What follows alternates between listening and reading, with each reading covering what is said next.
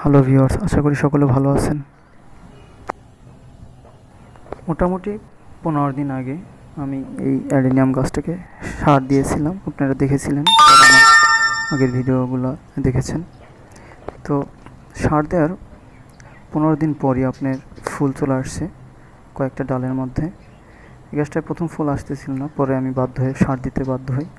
সে সার দেওয়া তো দেখেছিলেন, এই যে দেখতেছেন যে এই ফুলগুলো পড়ে গেছে, তার মানে কি আরও 15 দিন আগে একটা অ্যাডেনিয়ামের ফুল তো মিনিমাম 10-15 দিন থাকে, জানেন আপনারা।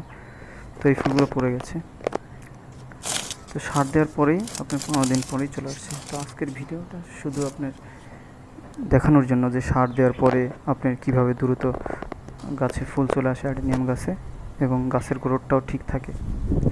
তো যারা আমার আগের ভিডিওটা দেখেন নাই তারা দেখবেন আসলে কীভাবে সার দিতে হয়। তো আজ এই পর্যন্তই, ভালো থাকবেন এবং আমার চ্যানেলকে অবশ্যই সাবস্ক্রাইব করবেন।